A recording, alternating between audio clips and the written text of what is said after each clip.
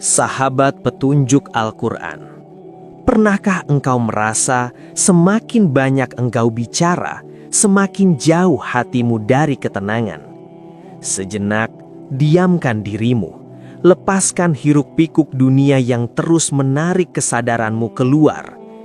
Biarkan jiwamu duduk kembali di dalam, di tempat yang selama ini engkau tinggalkan. Karena sesungguhnya, tidak semua yang ramai itu hidup, dan tidak semua yang diam itu kosong. Ada diam yang penuh, dan ada bicara yang hampa. Dan mungkin, tanpa kita sadari, kita terlalu sering memenuhi dunia, namun melupakan yang menghidupkan dunia itu sendiri. Mengapa orang-orang yang berjalan di jalan makrifat justru terlihat lebih banyak diam? Apakah karena mereka tidak tahu?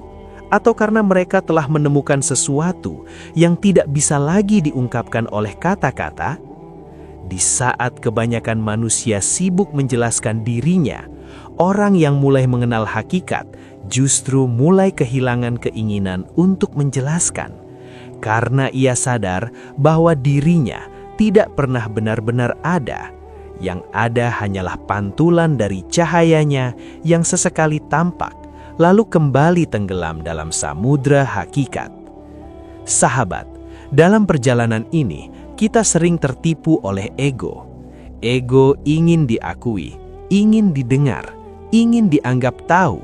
Bahkan dalam perkara agama, ia masih menyelipkan dirinya, seolah-olah kebenaran itu miliknya.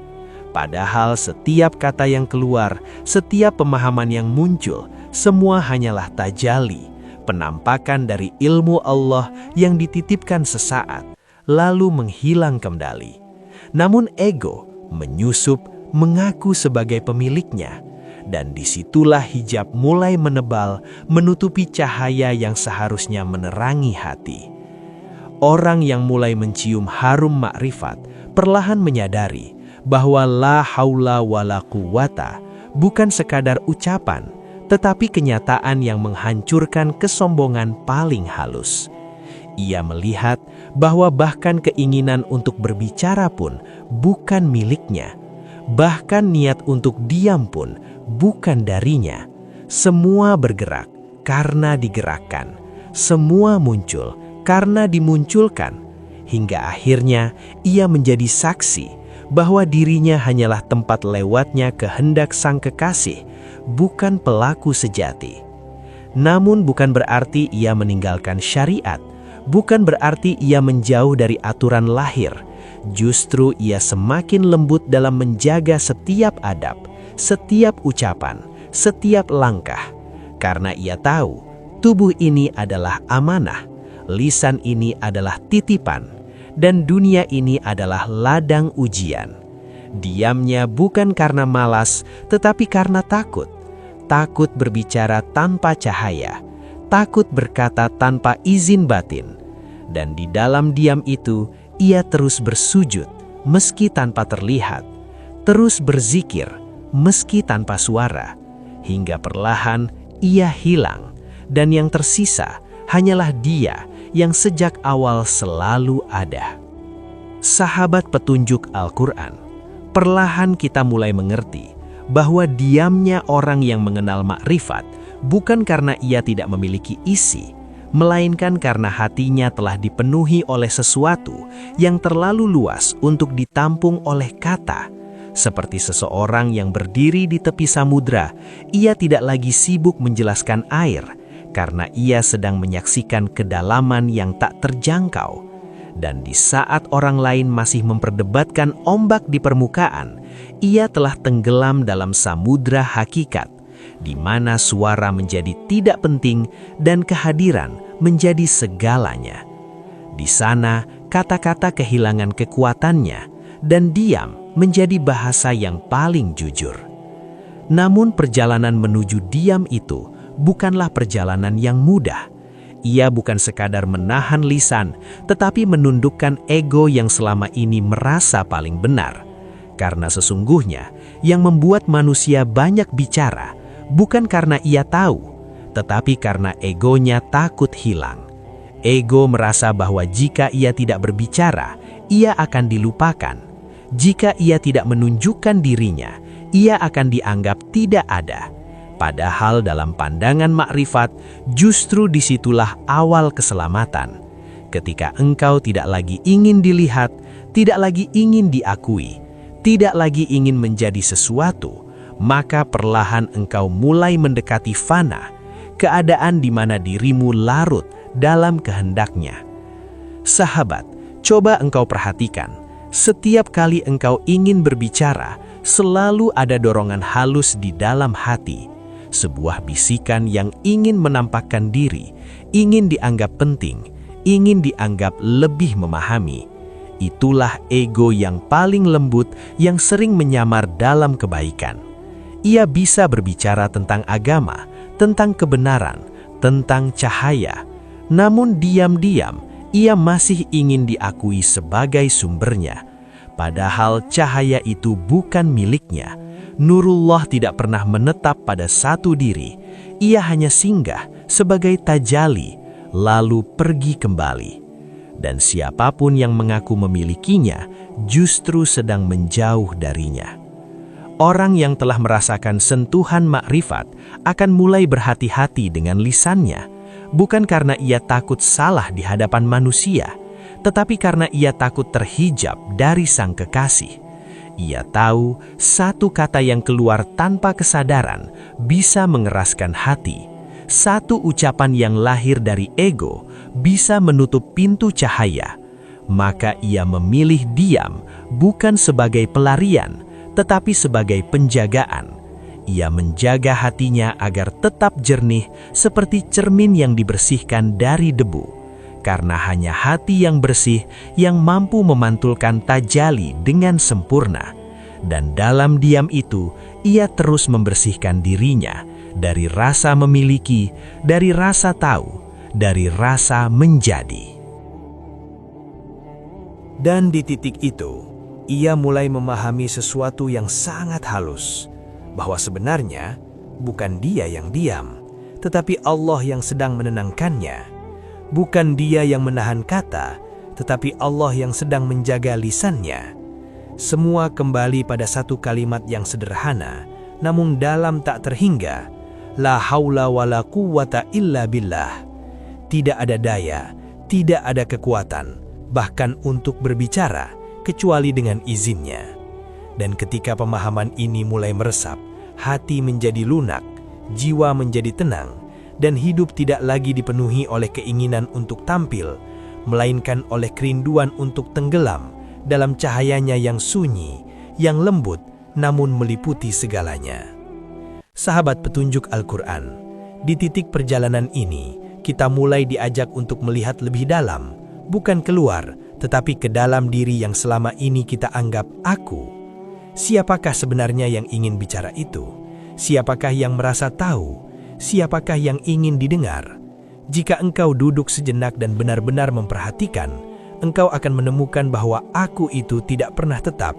Ia berubah-ubah, kadang yakin, kadang ragu, kadang merasa benar, lalu esoknya menyesal. Maka yang berubah-ubah itu bukanlah hakikat, ia hanyalah bayangan yang muncul karena tersentuh cahaya, lalu hilang ketika cahaya itu ditarik kembali. Dan orang yang mulai mengenal makrifat tidak lagi tertipu oleh bayangan itu.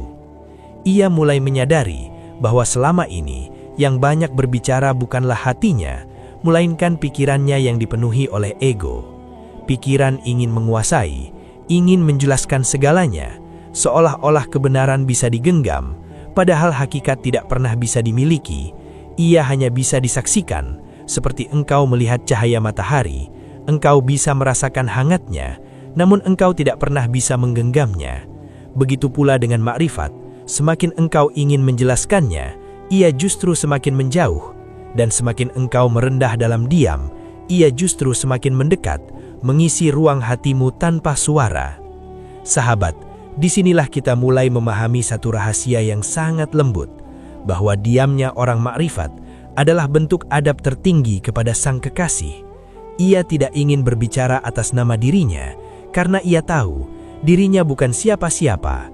Ia menunggu hingga kata itu benar-benar datang dari dalam, bukan dari keinginan, bukan dari dorongan untuk terlihat, tetapi dari gerak yang halus yang ia sendiri tidak tahu dari mana asalnya.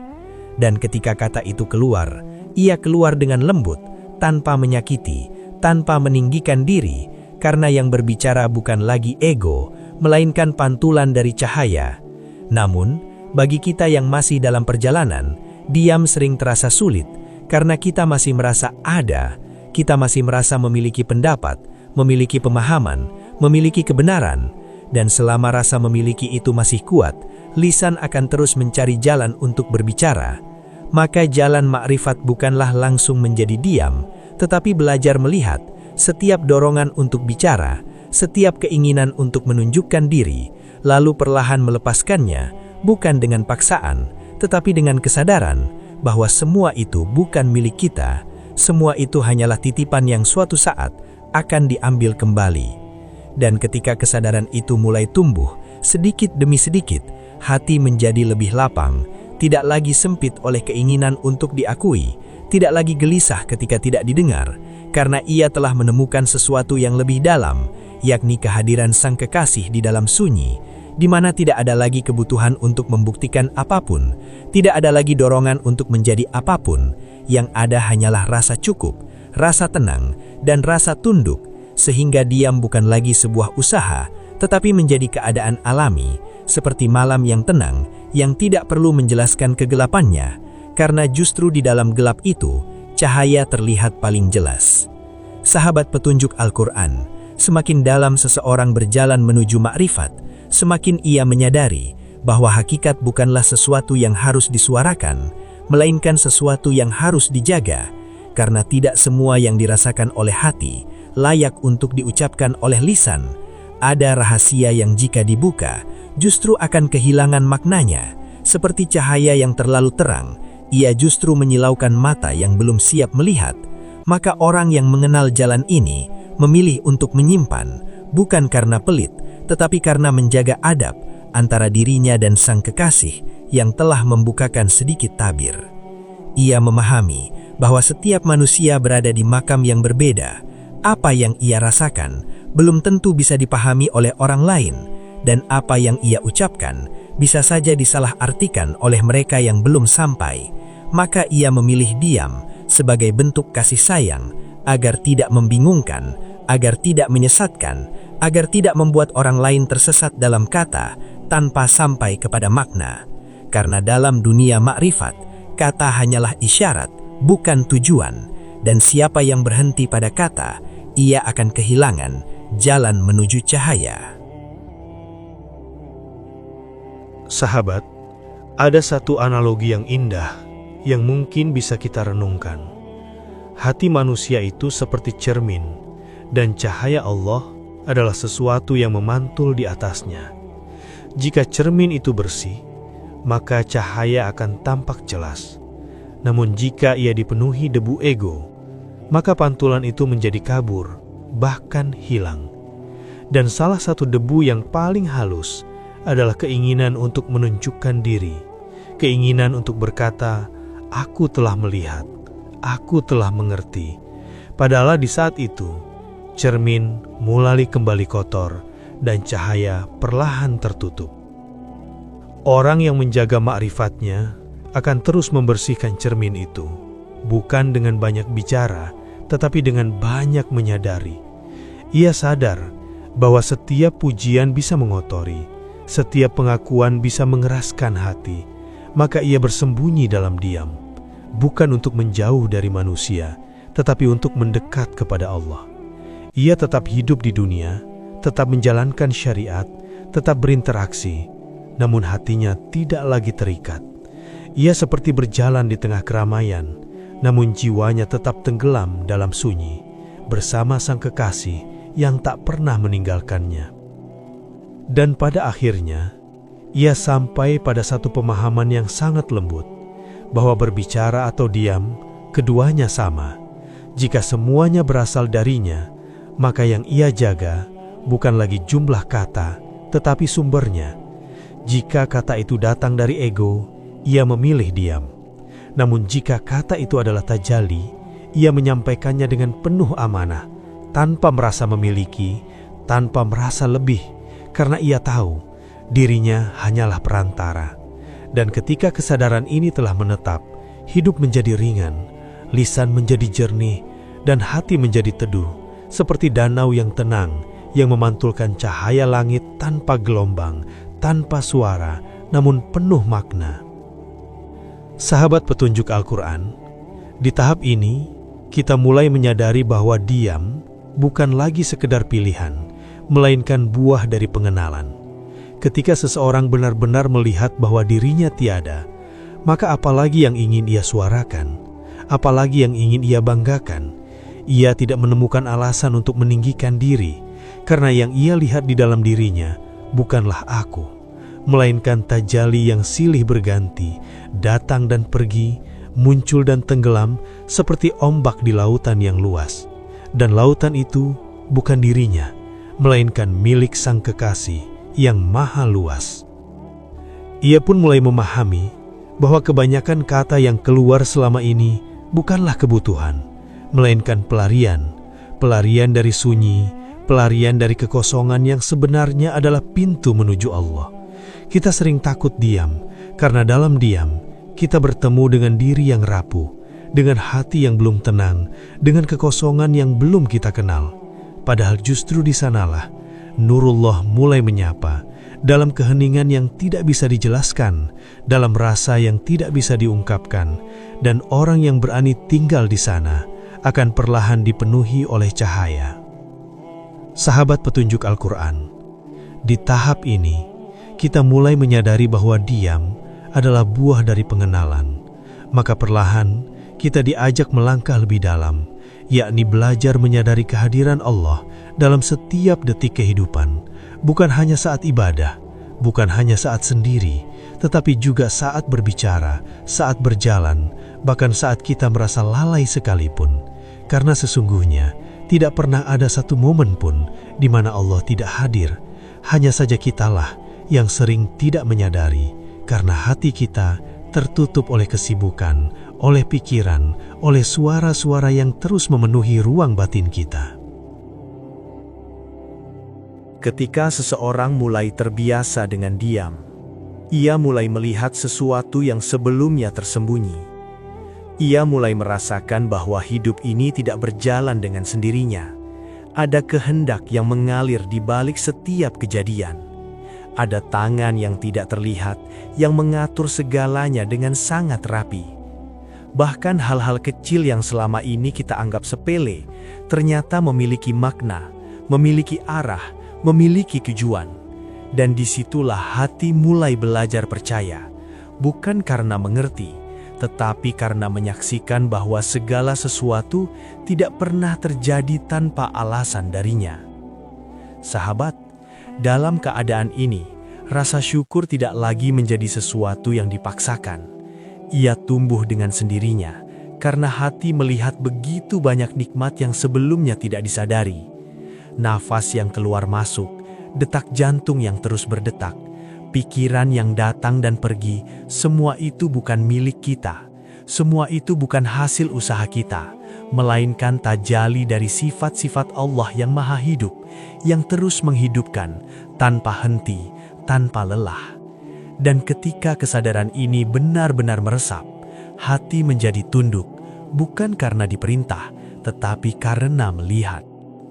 Dan disinilah makna la haula wala quwata illa billah menjadi nyata. Bahwa tidak ada daya untuk mendekat, tidak ada kekuatan untuk memahami, bahkan tidak ada kemampuan untuk menyadari, kecuali karena Allah yang menghendaki. Hingga akhirnya, segala usaha yang kita lakukan tidak lagi kita sandarkan pada diri kita, melainkan kita kembalikan kepadanya. Kita berjalan, namun hati berserah. Kita berusaha, namun jiwa bersujud, karena kita tahu kita hanyalah perantara, bukan pelaku utama. Maka orang yang telah merasakan ini tidak lagi gelisah dengan hidup, tidak lagi sibuk mempertanyakan setiap keadaan, karena ia telah menemukan satu jawaban yang meliputi segalanya, yakni kehadiran Allah dalam setiap takdir, baik yang manis maupun yang pahit. Ia menerima bukan karena lemah, tetapi karena melihat bahwa di balik setiap kejadian ada kasih sayang yang tersembunyi, ada pelajaran yang lembut, ada panggilan untuk kembali. Dan dalam kesadaran itu, hatinya menjadi tenang, bukan karena dunia berubah, tetapi karena cara pandangnya telah dipenuhi oleh cahaya. Sahabat, di titik ini, kita mulai memahami bahwa perjalanan ma'rifat bukanlah tentang menjadi seseorang yang berbeda di mata manusia, melainkan tentang kembali menjadi hamba yang sebenar-benarnya di hadapan Allah. Tidak ada lagi keinginan untuk terlihat istimewa, tidak ada lagi dorongan untuk dianggap lebih dekat, karena semakin dekat seseorang kepada Allah, semakin ia merasa jauh, semakin ia merasa kecil, bahkan hampir tiada. Dan disitulah keindahan itu muncul. Keindahan seorang hamba yang tidak lagi melihat dirinya, melainkan hanya melihat kebesaran Sang Pencipta dalam setiap denyut kehidupannya. Ia mulai menyadari bahwa selama ini yang membuatnya lelah bukanlah dunia, melainkan dirinya sendiri, egonya, keinginannya, harapannya yang tidak pernah habis. Ia ingin dipahami, ingin dihargai, ingin hidup sesuai dengan kehendaknya. Dan ketika semua itu tidak terpenuhi, ia merasa gelisah, merasa kecewa, bahkan merasa jauh dari Allah. Padahal justru semua kegelisahan itu muncul karena ia masih menempatkan dirinya sebagai pusat, bukan Allah. Dan ketika pusat itu bergeser, ketika Allah mulai menjadi pusat dari segala rasa, maka perlahan beban itu pun terangkat. Sahabat, orang yang mengenal makrifat tidak lagi hidup untuk memenuhi keinginan dirinya. Ia hidup untuk menjalani kehendak Allah, apapun bentuknya. Ia tidak lagi memilih dengan ego, tetapi menerima dengan hati. Bukan berarti ia tidak berusaha, tetapi usahanya tidak lagi dipenuhi kegelisahan. Ia berjalan, namun tidak menuntut hasil. Ia berdoa, namun tidak memaksa jawaban. Karena ia tahu, Sang Kekasih lebih mengetahui, lebih memahami, lebih mencintai dirinya dibanding dirinya sendiri. Dan dari sinilah lahir akhlak yang sangat lembut, akhlak yang tidak dibuat-buat, tidak dipaksakan, tetapi mengalir dari hati yang telah mengenal.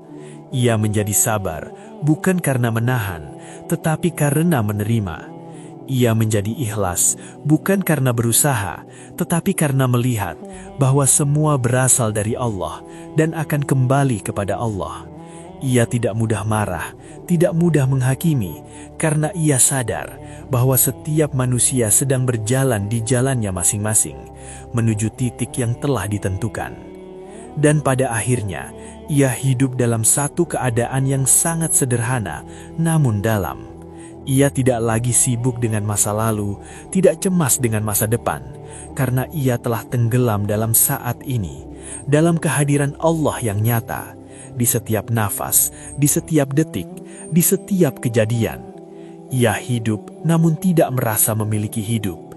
Ia berjalan namun tidak menuntut berjalan, karena di dalam hatinya selalu ada satu kesadaran yang lembut bahwa dirinya hanyalah bayangan, dan cahaya yang sesungguhnya adalah Dia yang tidak pernah redup dan tidak pernah pergi.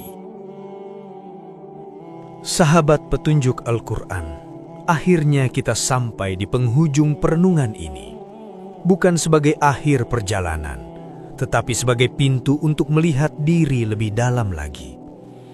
Kita telah menyusuri makna diam, bukan sekadar sebagai sikap, tetapi sebagai cermin dari hati yang mulai mengenal bahwa tidak semua harus diucapkan, tidak semua harus dijelaskan, karena dalam dunia makrifat, yang paling dalam justru sering tersembunyi dalam keheningan, dan yang paling nyata justru tidak terlihat oleh mata.